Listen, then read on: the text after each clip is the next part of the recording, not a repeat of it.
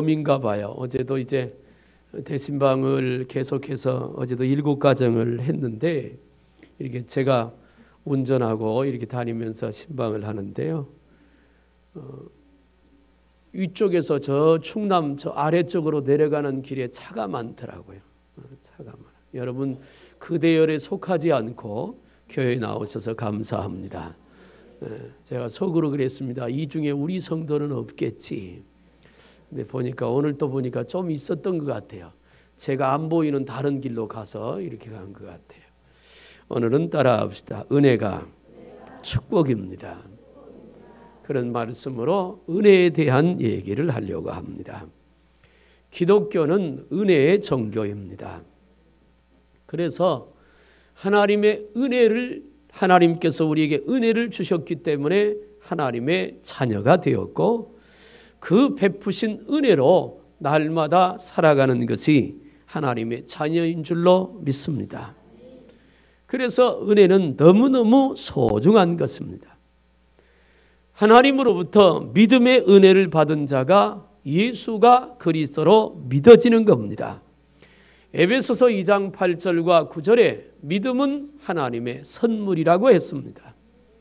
다시 말하면 하나님께서 그저 우리를 택해서 믿음이라고 하는 선물을 주심으로 그 믿음의 선물을 통해서 예수님이 나를 위하여 십자가에 달려 죽으신 대속의 그 사실이 깨달아지고 믿어져서 우리가 하나님의 자녀가 되었습니다. 그것을 은혜라고 합니다. 은혜라고 하는 말의 또 다른 뜻은 거저 주었다라고 하는 것이죠. 우리에게 믿음을 하나님은 거저 주셨습니다. 조건 따지지 않고 하나님의 선택에 의해서 우리가 은혜를 입었고 그래서 믿음으로 하나님의 자녀가 되었어요. 그러므로 은혜 받은 성도에게는 이제 죄의 길은 끝났습니다. 죄의 저주는 은혜 받으면 떠나갑니다. 그리고 은혜 받은 성도에게는 하나님의 은혜의 길이 열려 있습니다. 죄로 말미암아 망하는 것이 아니라 하나님의 은혜로 인하여 복을 받고 살 수 있는 길이 열려진 줄로 믿습니다. 우리가 잘 아는 로마서 6장 23절에 죄의 삭은 사망이요 하나님의 은사는 그리스도 예수 안에 있는 영생이라 그랬습니다. 우리는 본래 죄를 지었습니다. 그래서 우리의 영혼이 망했습니다. 그래서 죄의 삭은 사망입니다. 그런데 하나님께서 우리에게 은혜를 주셨습니다. 그래서 예수 그리스도를 믿게 됐습니다.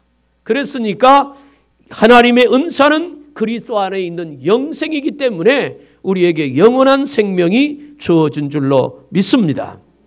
그러므로 은혜를 받은 성도는 그리스도와 함께 영원히 잘 되는 복된 삶을 살게 될 줄로 믿습니다. 여러분, 밥을 못 먹어 배가 고프면 몸이 아픈 것이 아니라 마음이 아픕니다. 우리의 삶도 이와 같습니다. 삶이 고달프거나 짐이 무거우면 몸도 힘들지만 마음이 더 힘이 듭니다. 마음만 덜 힘들 수 있다면 우리의 짐도 덜 무거울 수 있다는 뜻입니다. 은혜라고 하는 것이 바로 그런 것입니다. 은혜란 문제도 해결하고 짐도 가볍게 만들어주기도 하지만 우리 마음의 초인적인 힘과 함께 깨달음을 주어서 삶을 재해석하고 하늘에 있는 에너지를 공급받아 능력 있게 살게 만드는 것이 은혜입니다. 그러므로 우리는 주님으로부터 은혜를 충만하게 받아야 할 줄로 믿습니다. 교회 다니는 성도들은 대부분 은혜를 말합니다. 은혜 받아야 된다고, 은혜 받았다고, 혹은 은혜를 사모한다고 말을 합니다. 그러나 은혜를 말은 하면서도 실제로 은혜가 그 안에 충만히 있느냐라고 물어본다면 그 말에는 쉽게 대답하기가 어렵습니다. 여러분, 은혜를 받지 못하면 영적으로 병이 듭니다. 은혜를 받지 못하면 불평이 나옵니다. 무슨 봉사를 하더라도 자원이 안 되고 억지로 하게 됩니다. 그렇기 때문에 봉사하면서도 기쁨이 없습니다. 그리고 보람이 없게 됩니다. 은혜가 우리 가운데 사라지게 되면 삶이 어렵습니다. 안 좋은 일만 자꾸 발생하게 됩니다. 그러나 반대로 은혜가 충만하면 삶이 달라집니다. 왜냐하면 마음이 벌써 하나님의 은혜로 채워졌기 때문입니다. 은혜가 있으면 감사가 나옵니다. 은혜가 있는 심령에는 기쁨이 충만합니다. 은혜가 있으면 무슨 일을 하든지 자신감과 확신이 생깁니다. 은혜 받지 못하면 신앙생활을 하기가 어렵지만 그러나 은혜를 받고 나면 신앙생활이 즐겁고 믿음이 아름답게 성장되어져 갑니다. 그래서 우리는 은혜를 받아야 합니다. 믿음의 사람들, 성경에 기록된 하나님이 쓰셨던 수많은 사람들을 면면히 살펴보면 그들 모두가 하나님의 은혜를 받은 사람들입니다. 사랑하는 여러분, 오늘 말씀을 들으며 저와 여러분 모두에게 하나님의 은혜가 충만하기를 주님의 이름으로 축복합니다. 오늘 열왕기상 3장 4절부터 15절까지 말씀은 이스라엘의 위대한 왕이었던 다윗이 죽었습니다. 그리고 그의 아들인 솔로몬이 이스라엘의 왕이 되었어요. 나이가 25살에 이스라엘의 왕이 되었습니다. 그가 왕이 된 다음에 솔로몬은 아무리 생각해봐도 아버지만큼 능력도 없고 아버지만큼 지혜도 없습니다. 아버지만큼 이스라엘 백성들을 다스리고 이끌어갈 만한 힘이 없습니다. 그래서 솔로몬은 고민을 합니다. 어떻게 해야 이 문제를 해결할 것인가?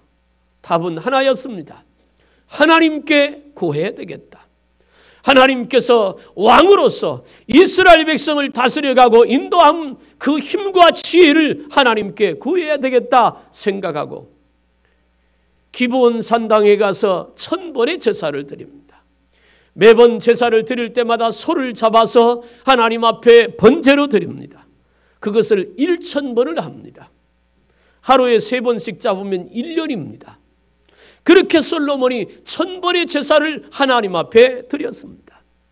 그랬더니 어느 날 꿈속에 하나님께서 솔로몬에게 오셔서 말합니다. 내가 너에게 무엇 해주길 원하느냐? 난 여러분들도 하나님께 엎드리고 예배할 때 주님이 오셔서 그렇게 여러분에게 묻길 바랍니다. 내가 너희에게 무엇을 해주길 원하느냐? 주님이 우리에게 그렇게 물으신다면 우리는 그게 얼마나 복이 되겠습니까?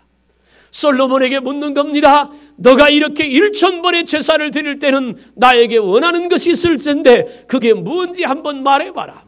솔로몬이 말합니다. 하나님, 나는 어리고 둔한 자입니다. 하나님의 백성들을 다스리고 이끌어갈 만한 능력이 내게는 없습니다. 그러니까 이 백성들의 송사를 잘 구별할 수 있는, 그래서 재판을 바로 할 수 있는 지혜를 주옵소서. 하나님께서 솔로몬의 그 말을 듣고 말씀합니다. 너는 참 내 마음에 드는 것을 구했다. 오래 사는 장수를 구하지도 않았고 부귀와 영화도 구하지도 않았다. 오직 내가 너에게 맡긴 이 백성들을 바로 판결하여 올바로 이끌어갈 수 있는 지혜를 구했으니 너가 구한 것이 내 마음에 합한다 그랬어요. 여러분, 나는 여러분들이 기도하는 그 기도가 하나님 마음을 기쁘시게 하길 바랍니다. 그게 응답받는 비결이거든요. 그랬더니 솔로몬의 그 기도를 들으시고 하나님께서 말합니다. 내가 너에게 구한 대로 지혜를 줄 것인데 이전에도 너와 같은 자가 없었고 이후에도 너와 같은 자가 없을 것이다. 여러분들에게 지혜의 영이 충만하길 바랍니다. 특별히 우리 공부하는 학생들에게 지혜, 하늘의 지혜가 충만하기를 주님의 이름으로 축복합니다. 그리고 하나님께서 덤으로 주시는 것이 있습니다. 내가 너에게 부귀도 주고 영화도 줄 것이다. 솔로몬은 하나님 앞에 은혜를 구했습니다. 하나님의 백성들을 왕으로서 통치하고 다스려가는데 하나님 지혜를 주옵소서. 하나님 은혜를 내려 주옵소서. 그랬더니 하나님께서 그에게 구한 대로 은혜를 주시고 겸하여 복도 더불어 주셨습니다. 사랑하는 여러분, 은혜가 복인 줄로 믿습니다. 은혜를 받으면 복도 따라옵니다. 은혜를 받으면 하늘의 능력도 쫓아옵니다. 은혜를 받으면 우리가 삶에서 어려움과 고통을 이길 수 있는 지혜도 하나님으로부터 임하게 됩니다. 은혜가 임하면 세상에 당당하게 살아갈 수 있습니다. 은혜가 임하면 내가 가진 것이 별로 없어도 세상 두렵지 않습니다. 은혜로 살면 어떤 어려움 속에서도 하나님을 찬송하며 믿음으로 달려갈 수 있습니다. 사랑하는 여러분, 그러므로 우리 은혜 받아야 합니다. 은혜가 복입니다. 은혜가 복입니다. 여러분 마음과 여러분의 가정에 우리 큰사랑교회에 하나님의 은혜가 충만하기를 주님의 이름으로 축복합니다. 먼저 할 것은 모든 것이 하나님의 은혜인 것을 알아야 합니다. 사울이 왕이 된 것도 하나님의 은혜로 된 것입니다. 다윗이 왕이 된 것도 하나님의 은혜를 입었기 때문입니다. 선지자들이 하나님의 부르심을 받아 하나님의 말씀의 대언자가 된 것도 하나님의 은혜입니다. 마리아가 동정녀로 잉태하여 예수 그리스도를 탄생한 것도 은혜로 주어진 것이고, 저와 여러분들이 큰사랑교회 소속된 것도 은혜고, 이 자리에 앉아서 하나님께 예배하게 된 것도 은혜인 줄로 믿습니다. 부족하지만 때로는 죄짓는 입술을 가지고 하나님을 찬양할 수 있게 된 것도 은혜고, 내 마음을 합쳐 하나님 앞에 기도할 수 있는 것도 은혜고, 예수 그리스도를 부를 수 있는 것도 은혜인 줄로 믿습니다. 이만큼 건강하게 있는 것도 은혜고, 우리가 이만큼 살아갈 수 있는 것도 은혜입니다. 그러므로 우리는 이 은혜를 잊어버려서는 안 됩니다. 예수님이 제자들을 부른 것도 은혜입니다. 스데반이 순교를 당한 것도 은혜고, 그리고 청년 사울이 다메섹 도상에서 예수 만나 하나님의 큰 종이 된 것도 은혜입니다. 제가 목사 된 것도 은혜고, 여러분들이 직분 받은 것도 하나님의 은혜입니다. 하나님의 은혜가 아닌 것은 아무것도 없습니다. 그럼에도 불구하고 우리는 은혜를 잘 깨닫지 못하고 삽니다. 사랑하는 여러분, 이 은혜가 충만하기를 주님의 이름으로 축복합니다. 그런데 은혜는 사모하는 자에게 주어집니다. 여러분 보세요. 술을 아주 좋아하는 분들은요, 술을 찾습니다. 희한하게 술자리만 그렇게 찾아다닙니다. 얼마나 술자리를 잘 찾는지 모릅니다. 술 냄새가 나서 그런지 어떤지 모르겠습니다. 예전에 저희 아버님 살아계실 때 그렇게 술을 많이 드셨습니다. 그분이 그랬습니다. 어쩌면 동네 사람들이 와서 술 마시고 있으면 거기를 찾아가서 꼭 한 잔씩 하십니다. 여러분, 술을 사모하는 사람은 술자리를 찾아갑니다. 은혜를 사모하는 사람은 은혜 받는 자리를 찾아갑니다. 그것이 우리가 복된 삶을, 은혜로운 삶을 살아가는 비결입니다. 사랑하는 여러분, 은혜의 길에 최선을 다하는 성도가 되기를 주님의 이름으로 축복합니다. 은혜가 제일입니다. 그래서 은혜를 사모해야 합니다. 말씀을 사모하고, 주님을 사모하고, 거룩한 일을 사모하고, 하나님의 역사하심을 사모하는 그런 성도가 되어야 합니다. 은혜 받은 성도가 은혜 주신 날에 은혜 주신 주님께 나와 하나님의 은혜의 말씀을 듣고 은혜를 받으며 그 은혜에 감사하여 찬송 부르며 기도하는 것이 바로 예배입니다. 그래서 예배의 은혜를 버리면 출발부터 마지막까지 아무것도 아니게 됩니다. 사랑하는 여러분, 우리가 사는 그 자체, 여기 앉아있는 이 자체가 하나님의 은혜로 주어진 것을 믿으시길 바랍니다.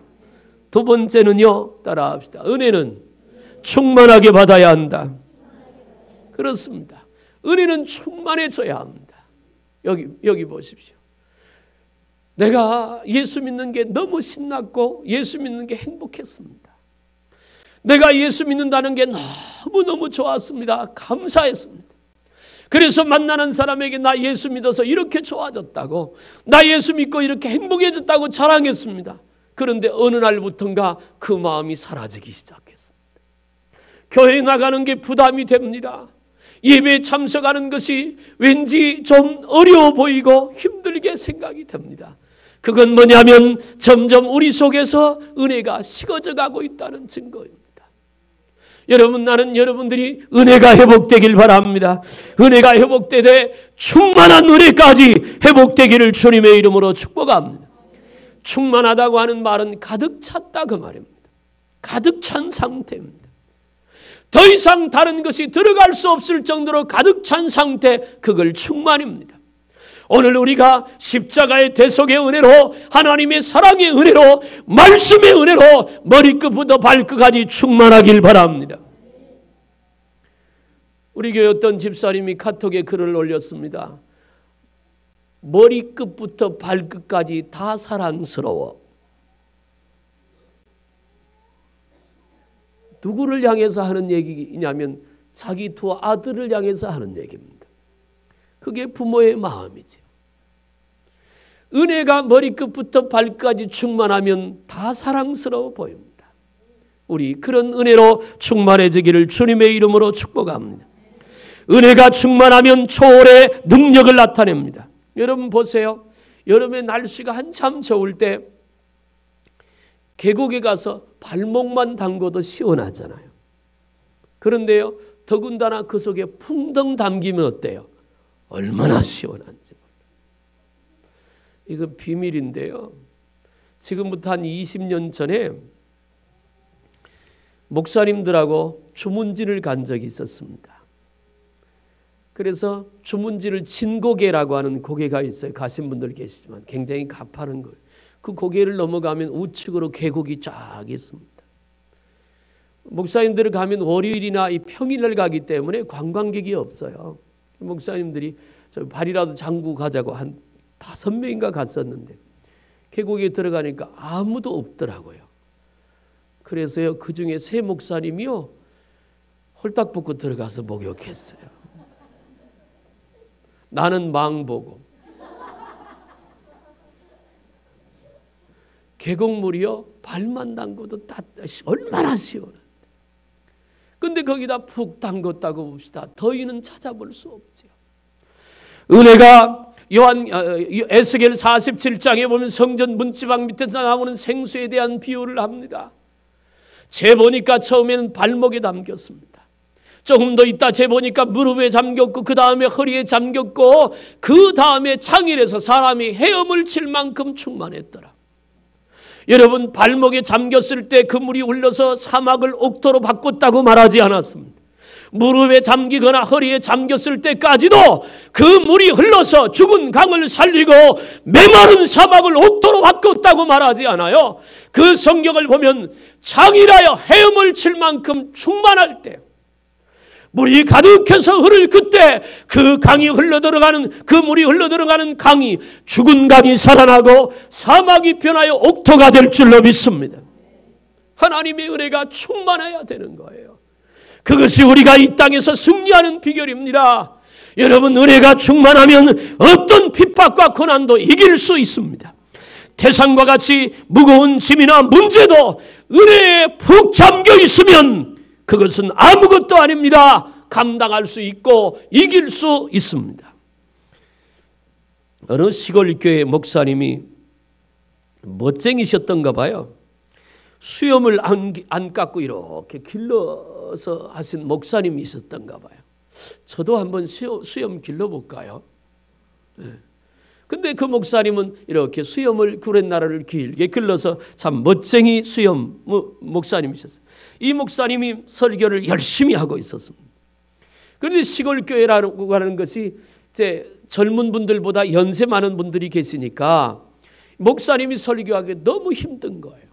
아무리 열심히 해도 어떤 분은 조시고 어떤 분은 성경 보시고 어떤 분은 시계 보시고.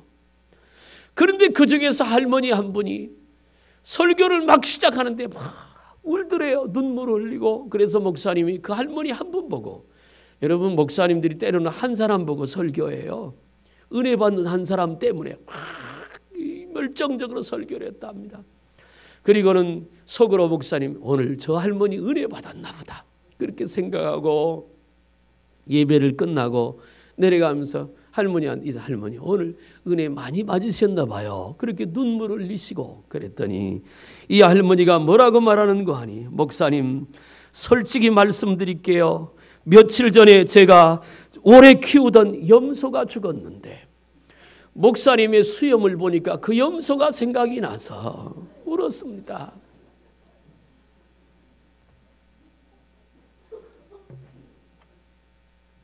얼마나 속이 상했겠어요. 그래도 그 할머니가 도움 준 건 있잖아요. 열정적으로 설교하겠어요. 여러분, 우리는 하나님의 말씀에 집중해야 합니다. 은혜에 집중해야 합니다. 딴 생각하지 말고 오직 하나님의 은혜를 충만하게 받으려고 하나님의 말씀에 집중해야 될 줄로 믿습니다. 가끔 예배 안 나오고 TV 보고 은혜 받는 분들이 있잖아요. 설교 들으면서는 눈물을 한 방울도 안 흘리면서 TV 보면서는 눈이 붓도록 울고, 여러분, 말씀 앞에서 그런 은혜가 임하기를 주님의 이름으로 축복합니다. 은혜는 우리의 짐을 가볍게 만듭니다. 은혜는 우리의 고통을 이길 수 있게 합니다. 은혜는 어떤 악조건 속에서도 승리의 찬송을 부르게 만드는 것이 은혜입니다. 그러므로 은혜 받아 우리 심령의 천국이 되기를 주님의 이름으로 축복합니다. 세 번째, 그러면 어떻게 하면 우리가 은혜를 받을 수 있느냐, 그 말입니다.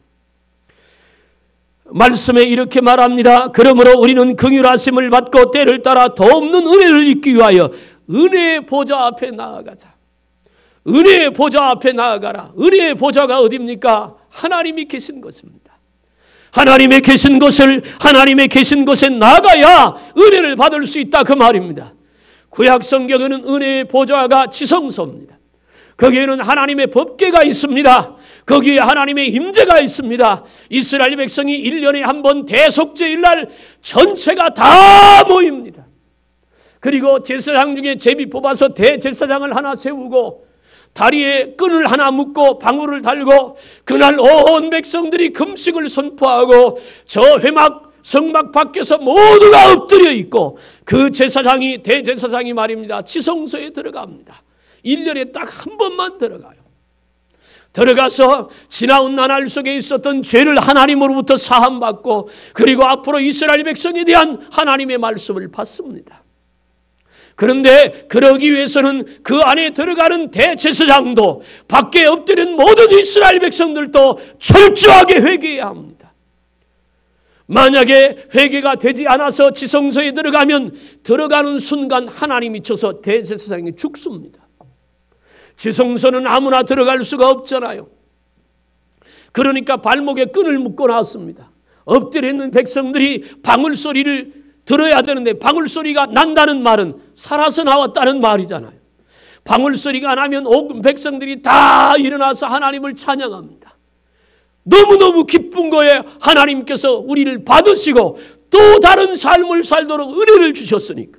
근데 아무리 기다려도 방울소리가 나지 않습니다. 그러면 죽은 겁니다. 끈을 당겨내면 시체가 끌려 나옵니다. 그것이 구약의 지성소에 들어가는 법칙입니다. 그런데 여러분, 그 지성소의 휘장을 예수님이 십자가에 죽으실 때 완전히 갈라서 우리 모두가 예수 이름으로 하나님 앞에 나갈 수 있는 길을 열어놓으신 줄로 믿습니다. 그래서 누구든지 예수님의 이름만 붙들면 은혜의 보좌 앞에 나갈 수 있습니다. 다시 말하면 저와 여러분 모두는 누구든지 예수 이름으로 은혜 받을 수 있다, 그 말입니다. 주님 앞에 서기만 하면, 주님 앞에 나가기만 하면, 주님 앞에 사모하는 마음으로 나가면 우리가 주님을 만나 은혜 받을 수 있어요. 그 은혜의 보좌 앞에 나가는 첫 번째가 뭐냐면 예배입니다. 솔로몬이 하나님 앞에 1000번째 예배를 드렸어요. 여러분, 예배는 생명과 같습니다. 나는 여러분들이 예배를 소중하게 여기기를 주님의 이름으로 부탁합니다. 예배는 생명과 같은 겁니다. 시간 때우기가 아닙니다. 남들에게 보여주기 위하여 하는 것이 예배가 아닙니다. 예배는 하나님 앞에 서는 겁니다. 하나님 앞에 나아가는 겁니다. 하나님을 만나는 시간입니다. 하나님으로부터 은혜를 공급받는 시간이 예배입니다. 그러므로 예배는 적당히 드려서는 안 됩니다. 예배는 대충 드려서는 안 됩니다. 성경의 말씀대로 합니다. 마음을 다하고 뜻을 다하고 주 너의 하나님을 사랑하라. 할렐루야. 그것이 예배의 정신입니다. 온 마음을 다하고 온 힘을 다하고 온 뜻을 다하여 하나님께 예배해야 합니다. 그래야 그 예배를 하나님이 받으시는 겁니다. 죄를 철저하게 회개해야 합니다. 그래야 보좌 앞에 바로 나갈 수 있습니다. 날마다 예배에 나올 때 십자가에 흘리신 그 피가 우리를 씻을 수 있도록 주님의 보혈을 의지해서 내 재주와 내 능력이 아니라 예수의 이름을 붙들고 그 사랑의 은혜에 감사하며 온 몸과 온 마음과 온 뜻을 다해서 하나님 앞에 나가는 것이 예배입니다. 그렇게 예배를 드리면 은혜가 임합니다. 예배는 은혜가 임하는 통로인 줄로 믿습니다. 그러므로 여러분, 예배를 우습게 보지 마십시오. 예배를 빠지지 않게 되길 바랍니다. 예배는 은혜가 공급되는 자리입니다. 그리고 예배는 은혜가 임하는 통로입니다. 우리는 예배를 사모해야 합니다. 하나님의 때를 따라 돕는 은혜를 예배를 통해서 공급받아야 할 줄로 믿습니다. 시편 107편 9절에 그가 사모하는 영혼에게 만족을 주시며 줄인 영혼에게 좋은 것으로 채워주실 것이라고 했습니다. 은혜를 사모하고 예배 때마다 하나님 앞에 나오는 사람에게 하나님께서 줄인 자가 있으면 채워주실 줄로 믿으시길 바랍니다. 고린도전서 14장 1절에 이렇게 말합니다. 한번 따라합시다. 신령한 젖을 사모하라. 신령한 젖, 그게 은혜입니다. 하늘로부터 임하는 젖입니다. 하나님께서 주시는 은혜입니다. 그것을 사모하라, 그렇게 말씀합니다. 하나님의 은혜가 우리 가운데 임할 때 우리는 바른 길을 갈 수 있고 걷고 뛰며 뛰어가도 넘어져도 곤비치 않고 피곤치 않는 복된 삶을 살아갈 수 있게 됩니다. 예배를 드렸는데도 아무런 감동이 내 안에 없다면 그 예배는 수정되어져야 합니다. 다시 한번 생각해 봐야 된다, 그 말입니다. 저는 가끔 그런 생각해 봅니다. 여기 계신 여러분들 중에도 연애 결혼하신 분들이 참 많으실 겁니다. 연애할 때 그 총각, 그 처녀를 생각하면 가슴이 두근거리지 않았습니까? 안 그런 척 앉아 있어도 다 그랬을 겁니다. 근데 왜 안 그런 척 하느냐? 다 잊어버렸기 때문에 그때 마음을 다 식어버렸잖아요.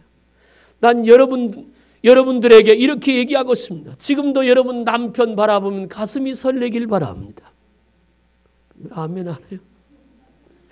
여러분 아내를 바라보면 가슴이 두근거릴 수 있길 바랍니다.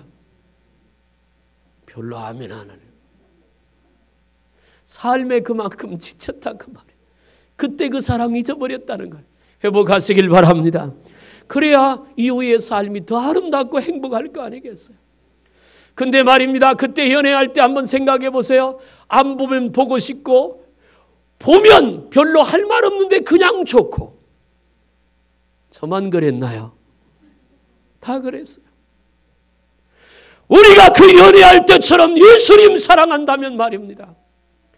제가 옛날에 직장할 때 어떤 친구는요, 애인하고 통화를 하는데요, 밤 10시부터 새벽 5시까지 합디다. 아이고, 징글징글 맞게 합디다. 뭔 할 얘기가 그렇게 많은데, 근데 옆에서 가만히 들어보니까 한 얘기 또 하고 한 얘기 또 하고. 그래도 지겨운 줄 모르고 하잖아요. 왜? 사랑하니까. 정말로 하나님을 사랑하고 은혜를 사모하면요, 토요일쯤 되면 벌써 가슴이 설레어야 합니다. 비록 일주일 동안 성경을 한 번도 못 봐서 주일날 아침에 성경책 있는 먼지 털고 들고 나올지라도 오늘 발걸음이 기대가 되고, 오늘 하나님께서 나를 어떻게 만나주실지, 오늘 하나님께서 나에게 어떤 은혜를 주실지, 오늘 하나님께서 나를 어떻게 축복하실지, 그걸 기대하고 사모하면 그 발걸음이 얼마나 신이 나고 얼마나 기대가 되겠느냐고요. 아마도 저 성전 문을 열고 들어올 때 준비 찬송하는 그 모습을 보면 찬양한 인도하는 사람들이 천사처럼 보일 거예요. 그리고 그 찬양 소리가 하나님이 나를 부르시는 소리로 들을 것이고, 하나님의 말씀을 읽기만 해도 은혜가 되고, 아이고 목사님 저거 저번에 했던 얘기 또 하네, 그런 소리 생각나지도 않을 거예요. 그냥 은혜가 되고 그냥 좋을 거라고요. 나는 여러분들이 여기 애들은 아직 안 해봤으니까 빼고 앞으로 할 거지만 연애할 때만큼 주님을 사랑하기를 주님의 이름으로 축복합니다. 그렇게 사모하면 은혜가 오는 거예요. 그래서 예배가 은혜 받는 통로입니다. 두 번째는 오늘 본문에 보니까 솔로몬은 하나님 앞에 엎드려 기도했습니다. 기도가 은혜가 임하는 통로가 될 줄로 믿습니다. 예레미야 31장 14절에 내가 기름으로 제사장들의 마음을 흡족하게 하며 내 복으로 내 백성을 만족하게 하리라 여호와의 말씀이라고 말씀했습니다. 여기서 복이라고 하는 원문을 보니까 또 다른 의미로 번역할 수 있는 그게 은혜입니다. 그러니까 하나님 앞에 엎드려서 은혜를 구하는 자에게 복도 겸하여 줄 줄로 믿습니다. 사랑하는 여러분, 은혜를 사모하며 하나님께 기도하길 바랍니다. 은혜가 없으면 우리는 아무런 힘도 없습니다. 예수 믿는 사람들은 은혜의 힘을 갖고 사는 것이 성도입니다. 그러므로 예배를 통해서, 기도를 통해서, 말씀을 통해서 여러분들에게 은혜가 충만하기를 주님의 이름으로 축복합니다. 밥 먹기 위해서는 기도하잖아요. 하나님 돈 벌게 하옵소서, 좋은 직장 주옵소서, 내가 하는 사업 잘 되게 하옵소서. 그런데 밥 먹는 것보다 더 중요한 것이 은혜 받는 겁니다. 하나님 내게 은혜 주옵소서. 왜냐하면 은혜 받으면 밥 먹는 문제도 해결이 되니까요. 은혜 받으면 사업의 문제도 해결이 되니까, 은혜 받으면 하나님께서 우리와 동행하고 인도하고 지켜주니까. 여러분, 은혜 받기를 주님의 이름으로 축원합니다. 마지막으로 한 가지만 더 말씀드립니다. 은혜를 귀하게 여겨야 합니다. 무슨 말이냐면 한 번 받은 은혜가 지속되도록 우리 자신들을 영적으로 관리를 잘해야 된다 그 말이에요. 오늘 은혜 받고 나가면서 까먹으면 무슨 소용이 있습니까? 옛날에 하늘산 기도원의 이천성 목사님이 하시는 말씀이 있습니다. 금요일날 새벽까지 집회하고 그분은 또 욕을 얼마나 잘해요. 야! XX야! 그러면서 하는 말이, 가다가 차장하고 싸워서 은혜 까먹지 말고! 그렇게 얘기합니다. 그때는 안내양이 있었잖아요. 시외버스 타고. 금요일날 아침에 집회를 마치면 그 집회에 모였던 사람들이 막 뛰어갑니다. 왜? 버스 앉아서 가려고. 그러면 버스가 오면 줄을 쫙 서 있다가 은혜 받았으면 차례대로 타면 은혜잖아요.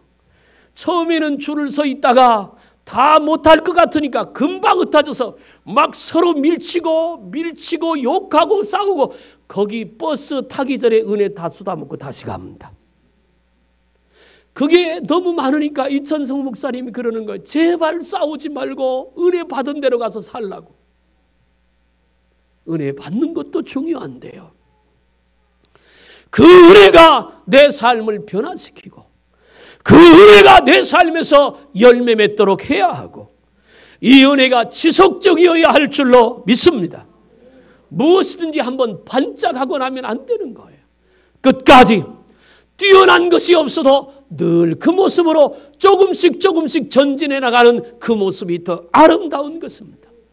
그래서 은혜를 소중히 여기라 그 말입니다.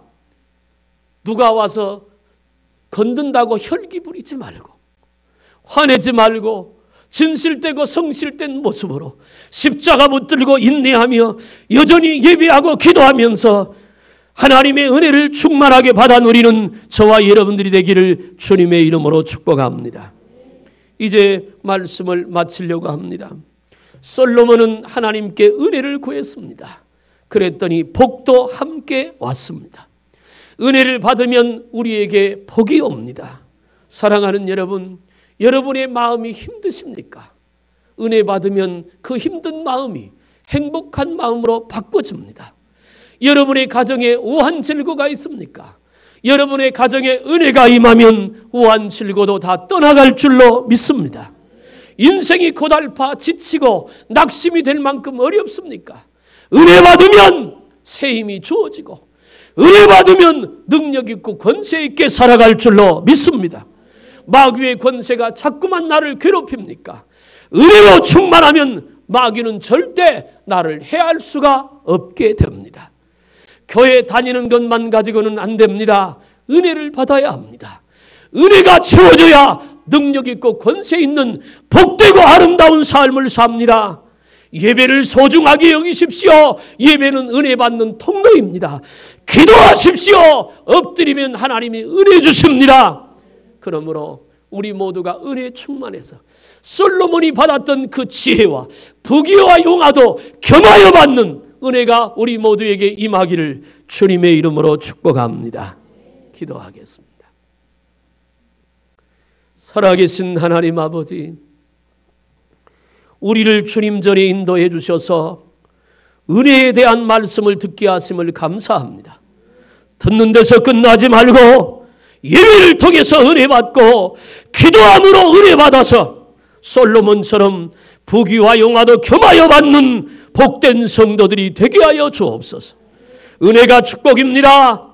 내 안에 은혜가 소멸되어서 예수 믿기가 이렇게 힘들고 인생이 고달픕니다. 이 은혜 회복되게 하여 주옵소서. 이 시간 주님 앞에 머리를 조아려 싸우니 성령이여 임재하사 저들을 어루만져 주시고 은혜로 충만하게 채워 주옵소서. 간절히 원하옵고 예수님의 이름으로 기도하옵나이다.